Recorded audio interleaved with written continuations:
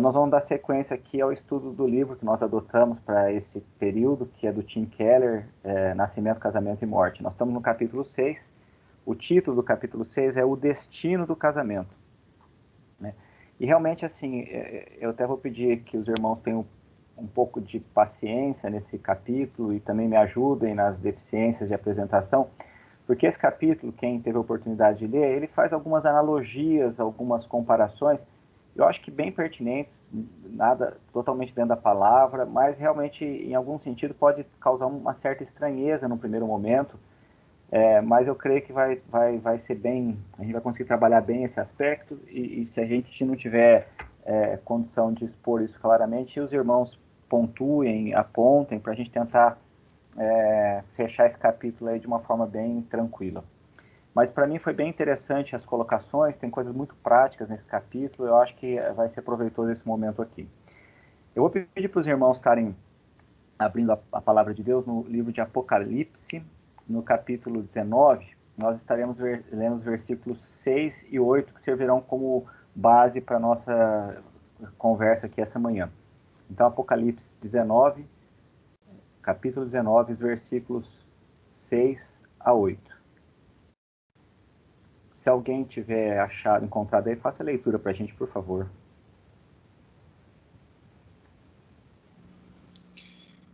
Então, ouvi uma como voz de numerosa multidão, como de muitas águas e como de fortes trovões, dizendo: Aleluia! Pois reina o Senhor, nosso Deus, o Todo-Poderoso. Alegremo-nos, exultemos e demos-lhe a glória, porque são chegadas as bodas do Cordeiro, cuja esposa a si mesmo já se ataviou, pois lhe foi dado vestir-se de linho finíssimo, resplandecente e puro, porque o linho finíssimo são os atos de justiça dos santos. Obrigado, Rogério. Então, ele está falando de um casamento, o casamento pelo qual nós ansiamos, que é a nossa chegada à glória para encontrarmos como igreja e noiva, o nosso noivo que é Cristo. E, nesse sentido, esse é o título nos remota a isso, né, o destino do casamento.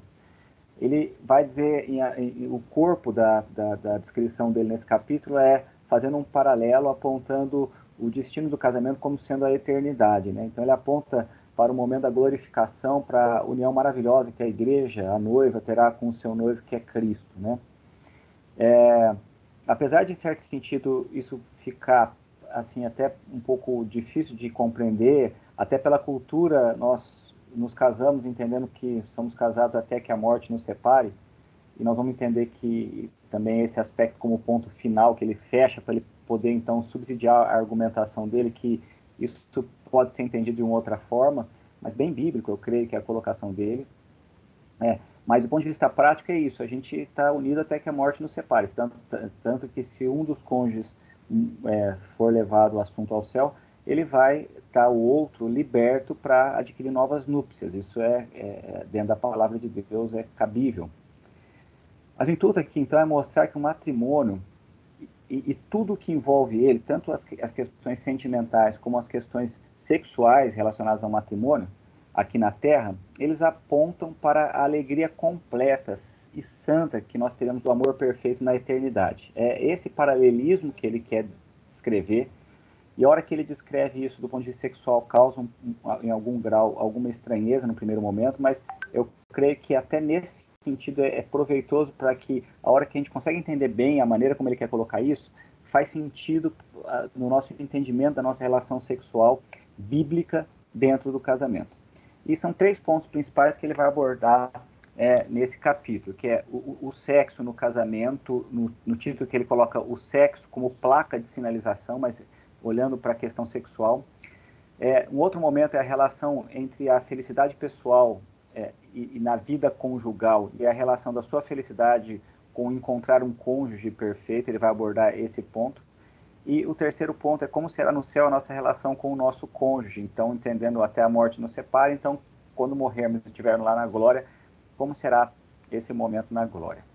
Então, o primeiro ponto é isso, nós vamos abordar, e esse é o ponto talvez que cause maior estranheza, então vocês fiquem bem à vontade para colaborar, eu fico também mais tranquilo em dar essa aula, entendendo que o pastor Gilberto colocou que ele também, no momento que foi preparar, teve uma certa dificuldade, eu creio que é real essa dificuldade, então, vocês, por favor, se tiver alguma coisa que não ficou clara, se alguma colocação pareceu ser, de alguma forma, desviada do entendimento claro da palavra, parem, vamos tentar colocar isso bem claro, para que não fique nenhum ponto de dúvida, tá? Ainda mais quando a gente fala sobre questão sexual, a gente já tem algum certo de impedimento cultural, dentro da igreja fica mais difícil, tem que ter mais sabedoria ainda para falar, mas eu creio que aqui vai ser abordado de uma maneira que possa ajudar bastante a nossa vida prática entre cônjuges, quando abordamos essa questão da sexualidade.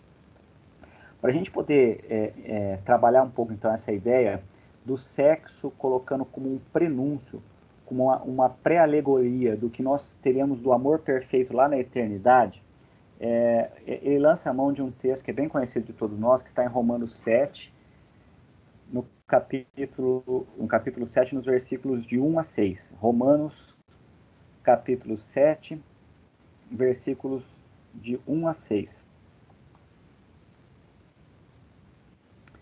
Então, lá o título desse capítulo é a analogia do casamento. Eu vou estar lendo, eu peço para os irmãos acompanharem.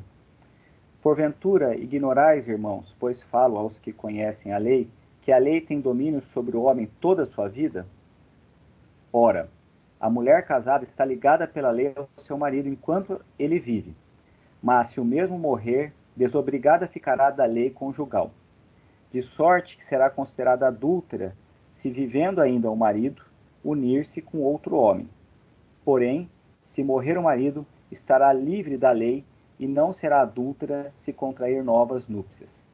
Assim, meus irmãos, também vós morrestes relativamente à lei por meio do corpo de Cristo, para pertencerdes a outro, a saber, aquele que ressuscitou dentre os mortos, a fim de que frutifiquemos para Deus. Porque quando vivíamos segundo a carne, as paixões pecaminosas postas em realce pela lei operavam em nossos membros, a fim de frutificarem para a morte. Agora, porém, libertados da lei, estamos mortos para aquilo a que estávamos sujeitos, de modo que servimos em novidade de espírito e não na caducidade da letra. Então, esse texto faz uma comparação, uma analogia entre o casamento e a redenção. Nosso casamento prévio com a lei e nós sendo sujeitos à lei, subjugados à lei para a morte, porque a lei evidenciava os nossos pecados e nós não conseguimos, por nossas próprias forças, cumpri-la cabalmente. E daí vem Cristo e com a sua morte e com o seu corpo mortifica a lei. E mortos, então, nesse matrimônio, um dos cônjuges, que é a lei morta, nós somos então livres para adquirir novas núpcias com Cristo. E aí começa a era da graça, e aí nós somos salvos, e aí nós conseguimos frutificar, e aí nós não somos mais escravos do pecado, apesar de vivermos pecando, mas nós conseguimos lutar contra o pecado, e frutifica no sentido do fruto do Espírito. Então, nesse ponto, com esse entendimento, a gente consegue fazer um pouco do pensamento analógico que ele faz em relação à vida matrimonial e, inclusive, a relação sexual. Então, faz uma comparação entre a nossa vida antes da graça, casados com a lei, e a ela subjugados. E, na sequência, então, estando morta a lei por meio do sacrifício de Cristo, ficamos desimpedidos para adquirir novas núpcias. Ao nos unirmos como igreja noiva a Cristo, esse novo relacionamento, ele frutifica. Antes era para a morte, agora é para a vida e para a frutificação.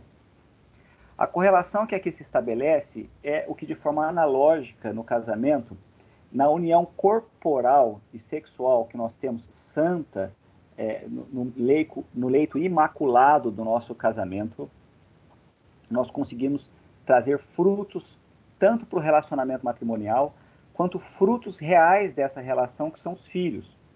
O que é fora disso pode ser comparado ao que era o casamento com a lei, que é para a morte, que é o relacionamento não bíblico sexual, que é o relacionamento extraconjugal. Mas quando praticado no leito matrimonial, é vida, é alegria, é prazer. E pode, como um relacionamento com Cristo que frutifica, trazer frutos, tanto de envolvimento interpessoal com o seu cônjuge, quanto filhos mesmo, físicos, bênçãos do Senhor, né? Então, a comparação que aqui o Tim Keller quer fazer usando o que está escrito lá em 2 Coríntios 5, 7, em que nós não conhecemos plenamente, a nossa visão é anuviada pela nossa limitação carnal, humana, pelo pecado, o que é a glória real que nós teremos no porvir. Nós não conhecemos plenamente o que nós teremos do amor perfeito no porvir. Em 1 João 3, 2 e 3, nesse mesmo sentido, nós só conheceremos Cristo quando vermos face a face, o vermos face a face. Nesse sentido, ele coloca a comparação dizendo, olha, esse amor perfeito, vocês não conseguem entendê-lo claramente. Vocês vão ver só anuviado esse amor perfeito. Vocês só vão conhecer Cristo quando o virem face a face na glória. Mas o sexo no casamento, ele pode ser um prenúncio desse amor perfeito quando ele é praticado de forma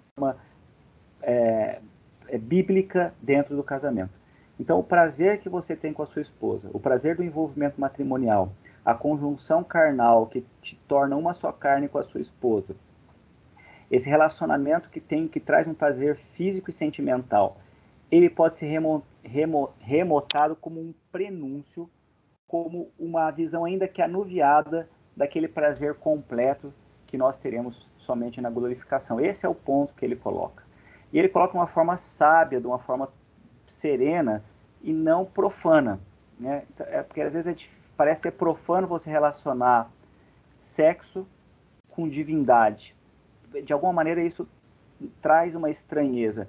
Mas como ele coloca, para mim ficou bem entendido que a correlação é entre a permissão na graça comum, e no sentido aqui, a hora que a gente fala de sexo bíblico, daí já não é só graça comum, é graça especial para nós regenerados, porque a graça comum do sexo muitas vezes é feita de uma maneira inadequada, daí não contempla esta analogia que está sendo feita. Mas a hora que você, na graça seleta, na graça especial que nós temos como regenerados de praticar biblicamente o sexo com a nossa esposa e com o nosso esposo, e aquele prazer que nós temos no momento da conjunção carnal, nos tornando numa só carne com o nosso cônjuge, isso pode ser remotado ao prazer que nós teremos numa completude não perceptível por nós atualmente, lá na glorificação.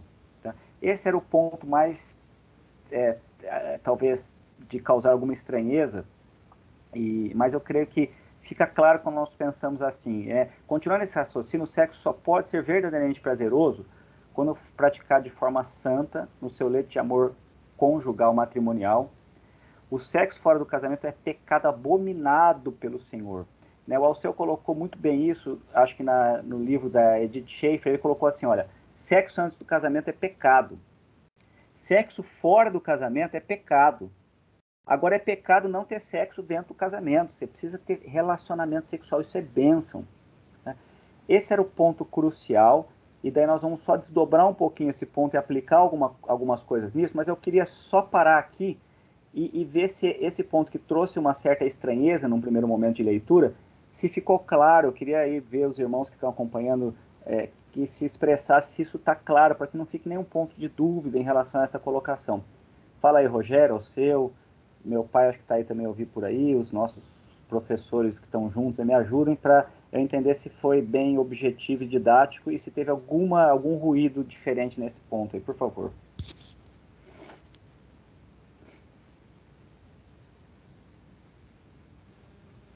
Sim, Henrique. Para mim ficou claro, sim.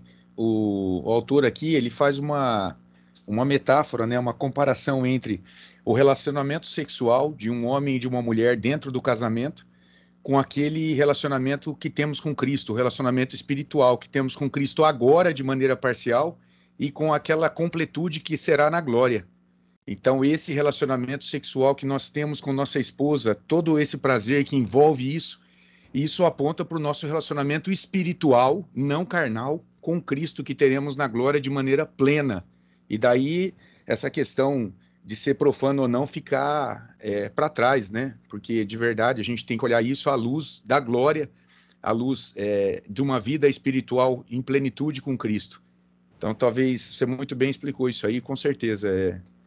a gente tem que entender do ponto de vista espiritual o nosso relacionamento, porque a Bíblia nos apresenta Cristo como o esposo da igreja. A igreja, quando o Senhor retornar na segunda vez, na parousia, a igreja descerá do céu perfeita para se unir com ele para sempre. E o casamento é um antegosto, né? Essa visão, esse prazer que temos na relação sexual no casamento é um antegosto, é um prenúncio desse gozo completo que teremos com Cristo, como igreja de Cristo, como tendo o Senhor como nosso esposo, não é?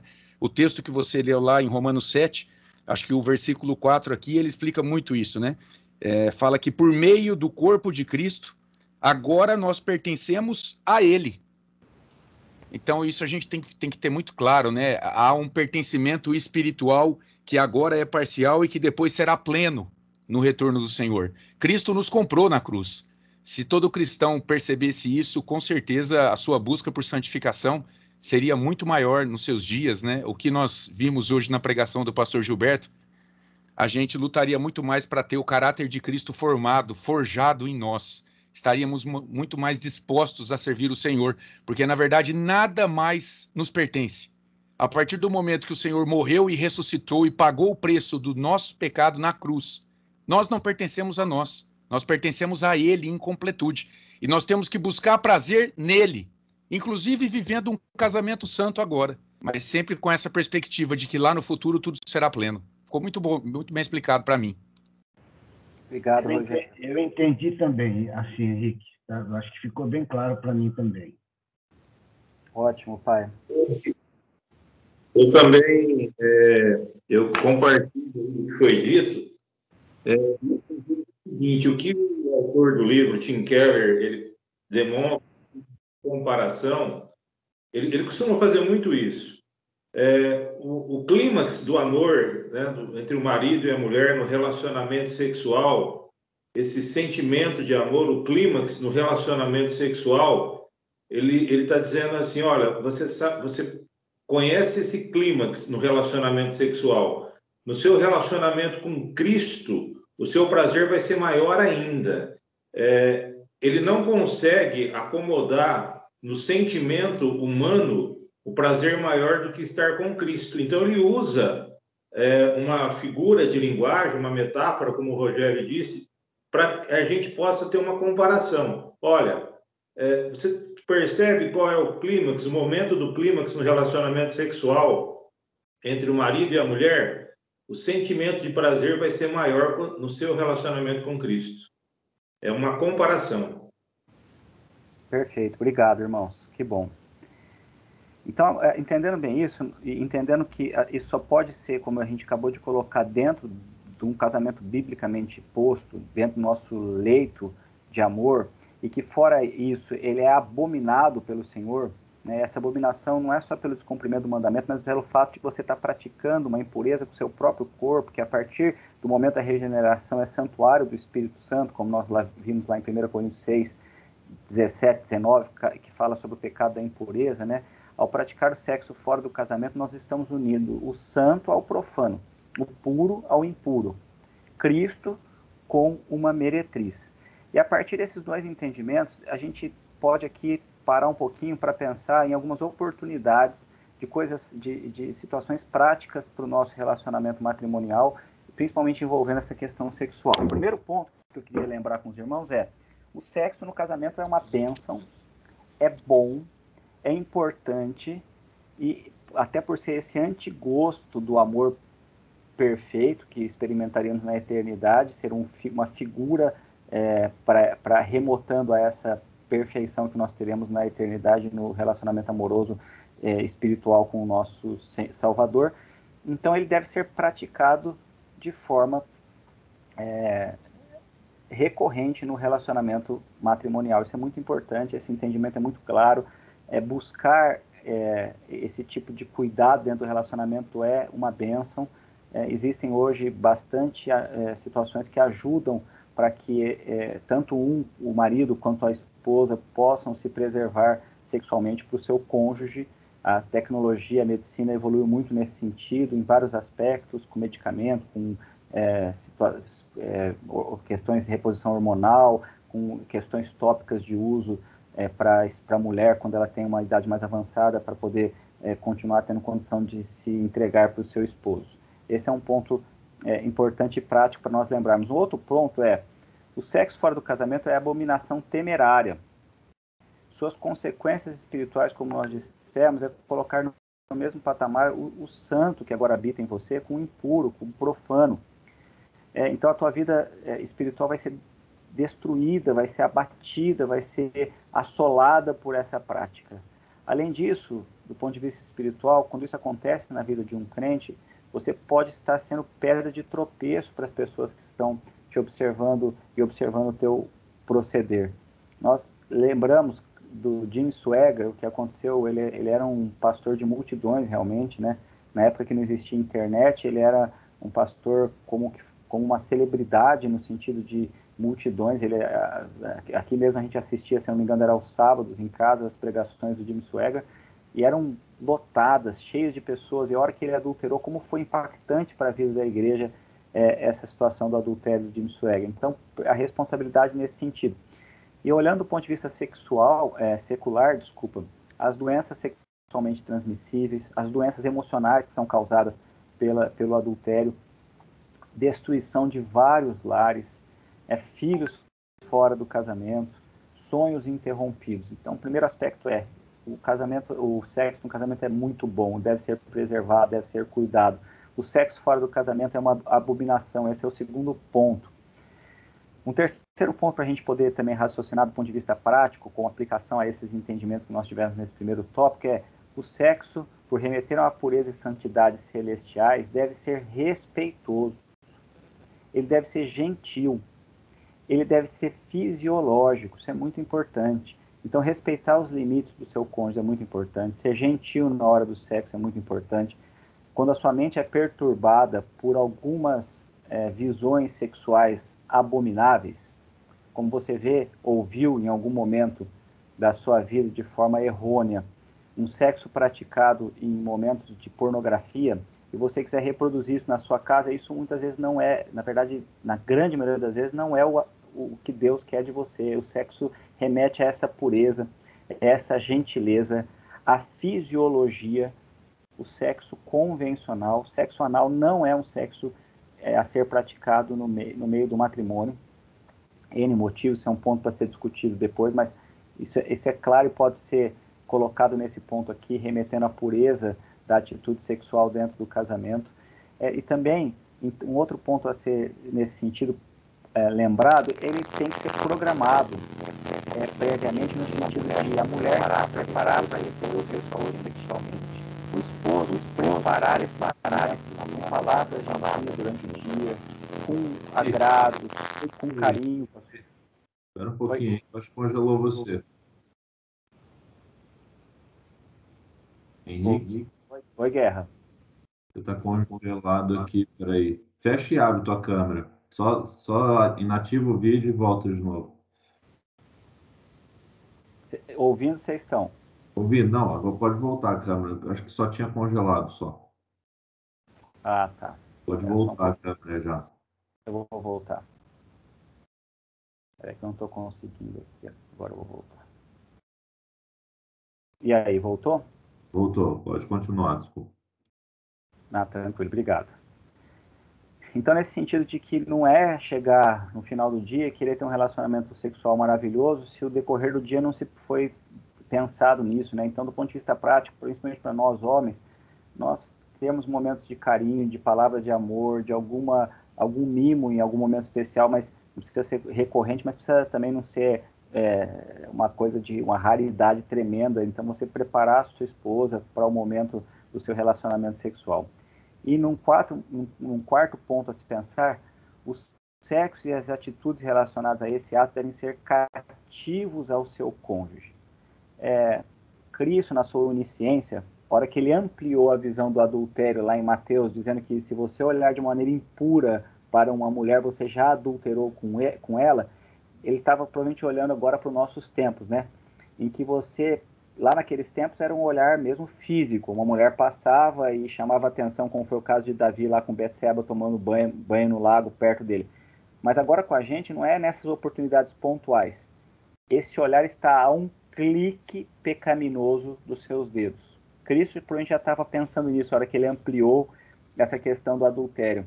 Então, quando você, na suposta privacidade da tua presença virtual no seu computador ou no seu celular, visita sites que exponham mulheres, principalmente isso é para os homens, mas eu vejo que acontece isso também com mulheres atualmente, com um olhar sexual para aquela situação, você está adulterando naquele momento e você não está cumprindo essa reserva santa e pura do sexo bíblico conduzindo dentro do seu matrimônio. Então, quando você olha para a sua esposa, olha, quer dizer, para uma tela dessa, você está traindo a sua esposa, sabe? Nessa questão temporal do sexo no casamento, apontando para uma alegria maior, eu acho que esse ponto faz bastante sentido, como eu disse para vocês, porque daí nós conseguimos entender o que é esse relacionamento do ponto de vista terreno. Então não é só prazeroso, não deve ser feito só e unicamente por prazer. Sabe, a hora que você está tendo esse relacionamento, a mensagem que você está passando é: eu lhe pertenço, completa, exclusiva e permanentemente. Essa é a mensagem. É a hora que você consegue amalgamar duas almas, é a hora que você consegue tornar os dois uma só carne. Né?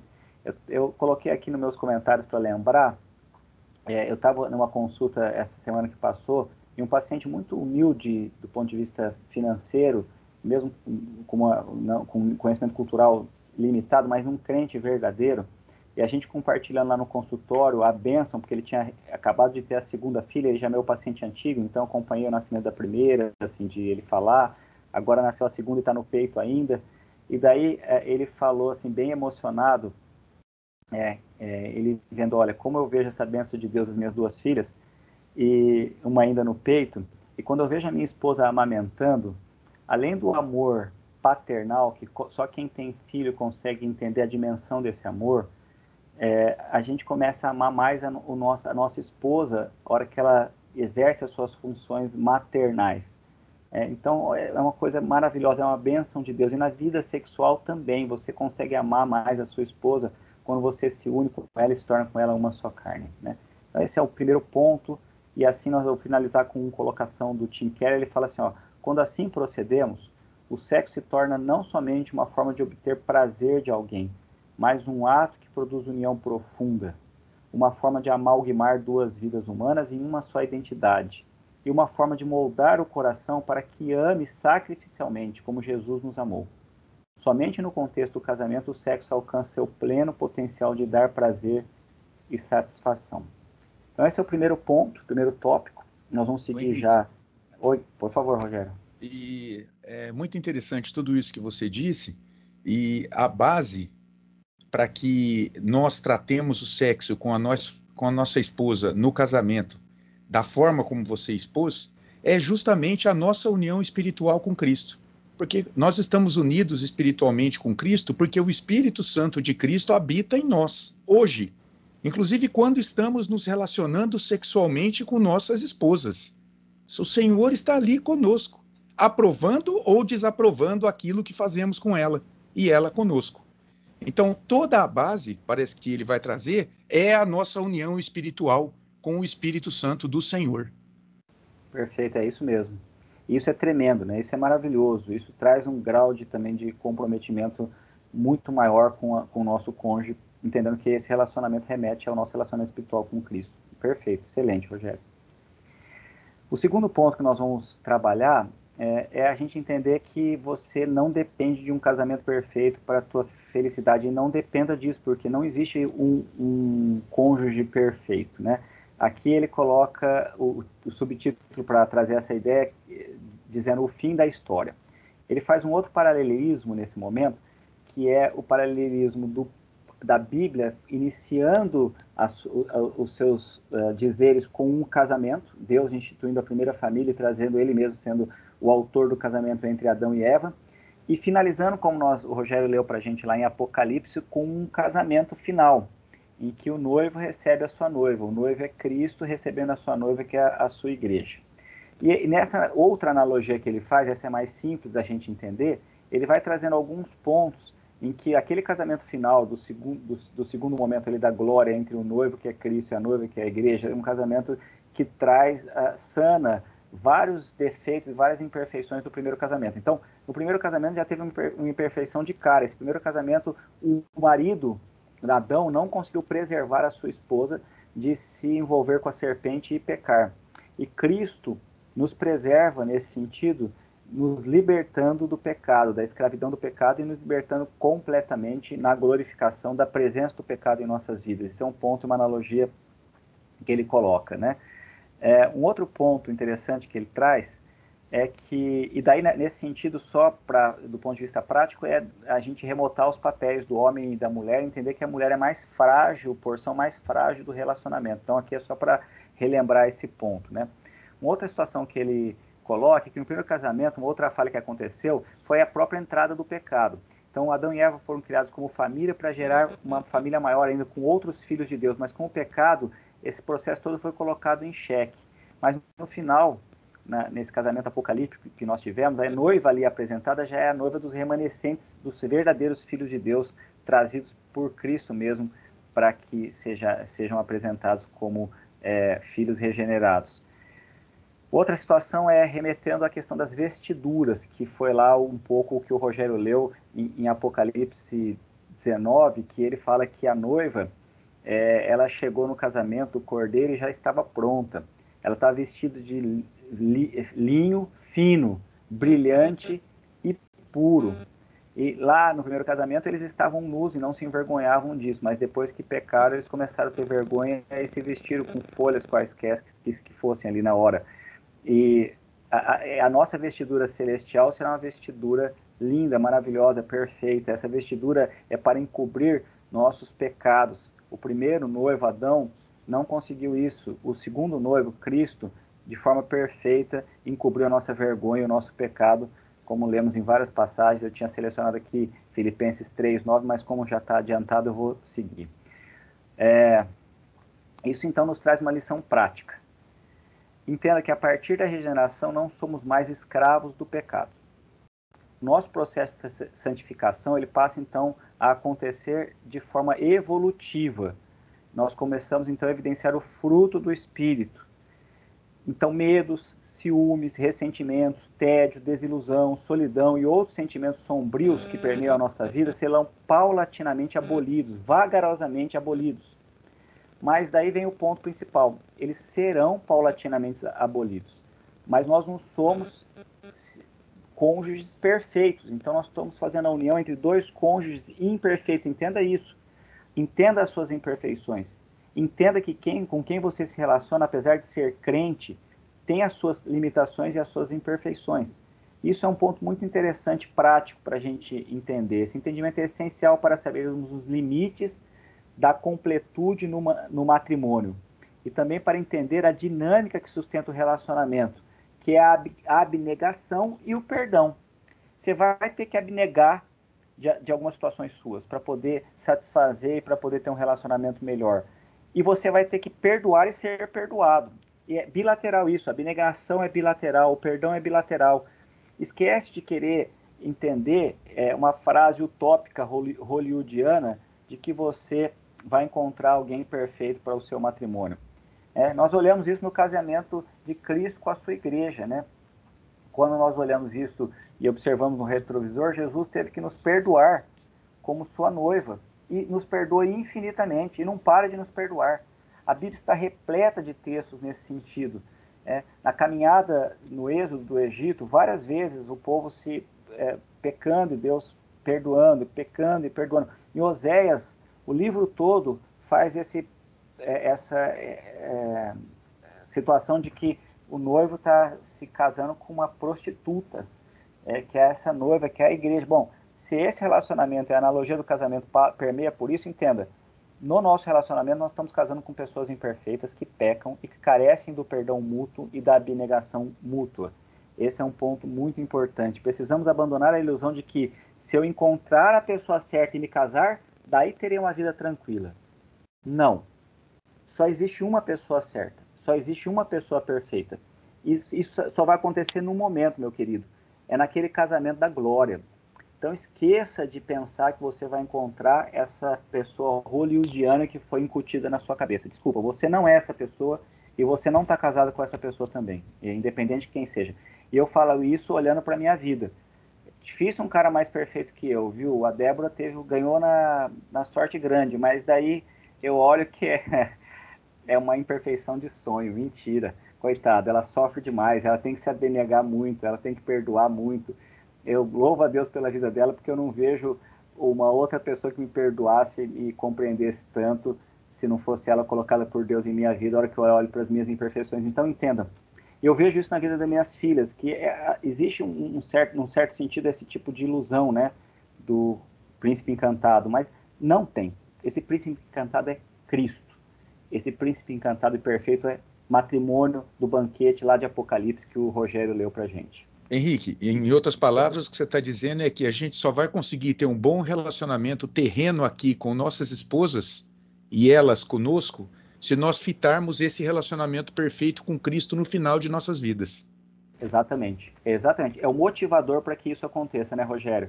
É entendendo, olha, como ele viveu nos perdoando e se abnegando por nós, e como isso deve ser um reflexo das nossas atitudes no nosso relacionamento. Perfeitamente, é isso mesmo. E nós vamos então finalizar rapidamente, aqui é rápido mesmo, irmãos, aguente mais um pouquinho aí, eu vou pedir para vocês, eu vou pedir para alguém estar lendo, para a gente finalizar, e o último tópico é o fim do casamento, e daí é só um adendo, é só uma colocação para aqueles que depois de tudo isso começarem a sofrer em seus corações, dizendo, puxa, mas isso só vai durar aqui na Terra, eu não vou poder viver com a Flávia lá na eternidade, será que não vai dar certo esse negócio, porque ou eu com a Débora lá na eternidade, né, o seu lá com a Flávia na eternidade, e eu com a Débora na eternidade, será que é quando a morte nos separe, né? Será que aquela piada jocosa de quando o marido e a mulher se encontraram e a mulher veio abraçar o marido, ele falou, calma um pouquinho, era só até que a morte nos separasse, aqui no céu não tem nada de a gente estar junto, não. E escapou dela, acho que não é assim, pra gente que tem um casamento que é bênção diante de Deus, causa uma certa dor. Mas vamos ler lá Mateus 22, capítulo 22, dos versículos 23 a 33.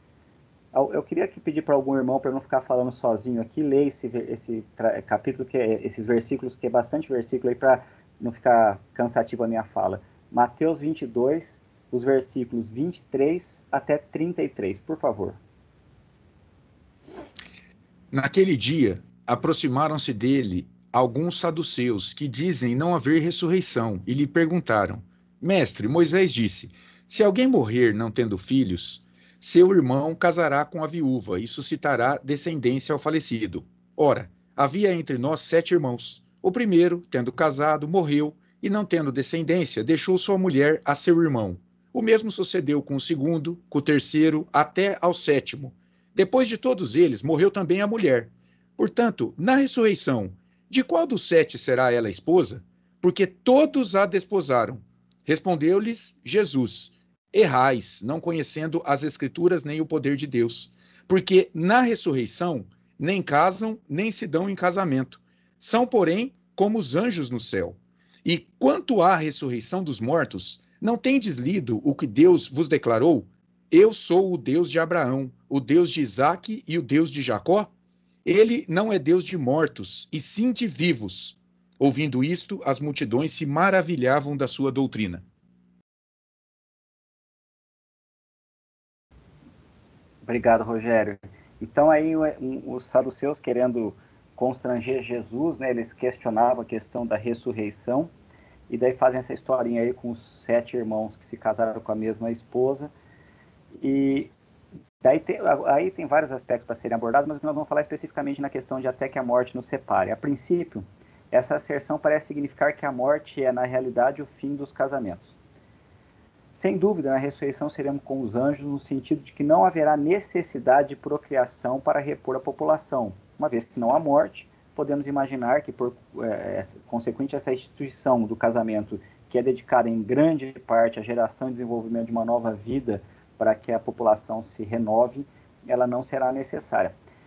No entanto, essa estranheza pode acontecer, que eu disse para você, então realmente é o fim. E daí tem um comentarista de Mateus que chama R.T. France. Nos seus comentários sobre o livro de Mateus, ele diz uma frase que traz coloca no ar alguma dúvida a respeito disso. Ele fala assim: aqueles que encontraram algumas das alegrias mais profundas da vida terrena no vínculo especial do relacionamento conjugal, talvez fiquem desalentados de ouvir que devem deixá-lo para trás. Daí ele diz, eu não creio assim, Francis. Ele diz, nós observamos que Cristo fala que os termos casar-se e dar-se em casamento é que não vai acontecer mais. E no sentido, esse sentido do casar-se e dar-se em casamento é o sentido do pai levando a filha até o altar e do noivo recebendo a filha. E daí Francis acrescenta, observe, porém, que aquilo que Jesus declara que será inapropriado no céu em relação ao casamento não é o amor. Porque não pode ser que os relacionamentos celestes consistirão não em algo menos que o casamento, mas sim em algo mais. Ele não diz que o amor entre aqueles que foram casados na terra desaparecerá. Antes, deixa implícito que será ampliado para que ninguém seja excluído. Então, esse ponto é só um ponto de entendimento que lá no céu realmente é a concretização do amor perfeito, que o nosso entendimento, como o dos saduceus ali, pode estar totalmente enganado. É uma exacerbação do amor. Então, um resumo aqui, só para a gente poder pontuar, um primeiro momento, um entendimento claro do sexo como um antigosto do ápice do nosso relacionamento perfeito em amor com o próprio Cristo, do ponto de vista espiritual. Um segundo ponto nós vivemos relacionamentos entre pessoas que foram alcançadas e regeneradas, mas que não atingiram a perfeição. Então, lembrar da abnegação e do perdão como vínculos de um bom relacionamento. E o terceiro ponto é esse, que lá nós experimentaremos um amor perfeito e a completude desse amor acontecerá na glória. Esse é o resumo aí geral do capítulo e eu espero que tenha sido proveitoso. E eu queria deixar esses 5 minutinhos finais aí para podermos estar compartilhando experiências e trocando ideias. Se algum irmão quiser colaborar mais, as colaborações sempre são importantes, foram muito boas todas as que foram feitas. Então, se algum irmão que não falou e queria falar, fica à vontade para se expressar, por favor.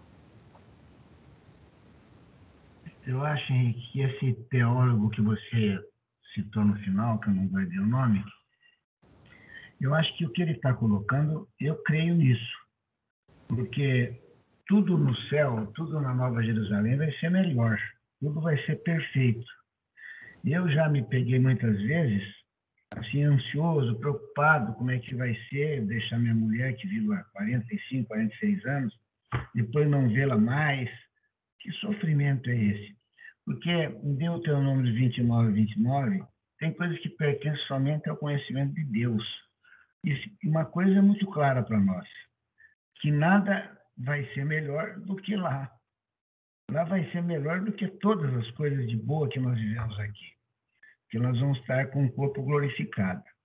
Os detalhes disso não foi nos revelado. Quando o pastor Misael deu aquele curso de escatologia, deu inclusive um livreto para nós, ele entende assim também. Ele entende que, eu não lembro os detalhes que ele coloca, como seria lá, mas ele também não deve saber todas as coisas, mas ele defende essa ideia de que lá deve e com certeza será melhor, para a gente não ficar preocupado em esperar que Deus faça alguma coisa para a gente. Lá não vai ter sofrimento. Então, se lá não vai ter sofrimento, para que a gente sofrer agora com as coisas que vão acontecer lá? Lá vai ser perfeito, né? Eu acho que esse teólogo colocou nesse sentido. Como vai ser melhor. É isso mesmo, pai. É isso mesmo.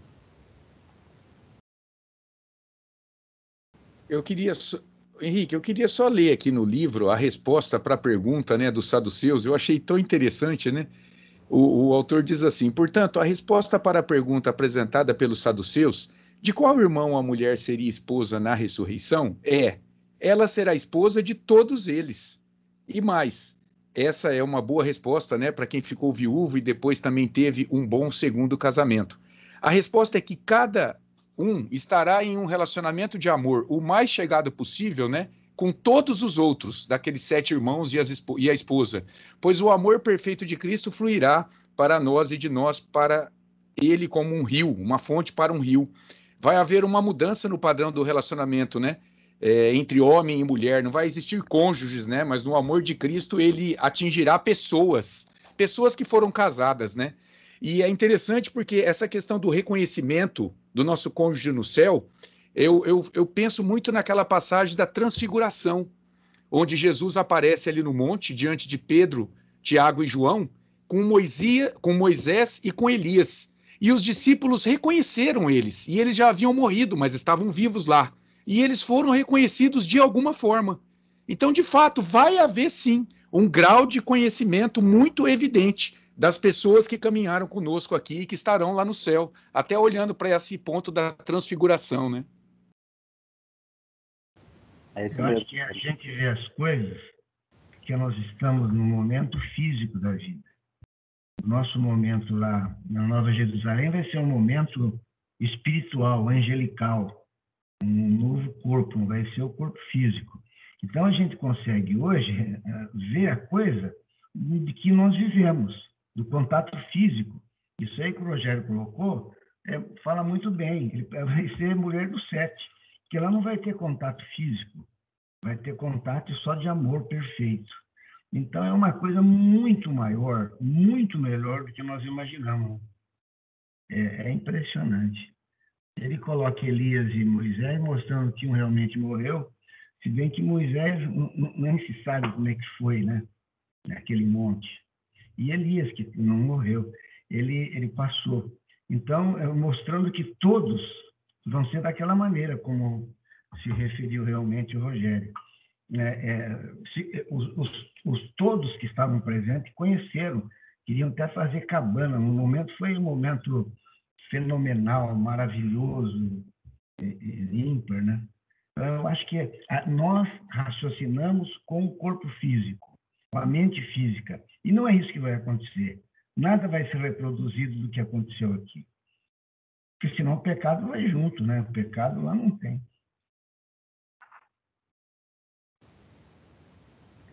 O Rogério, você olha para a gente para encerrar, então?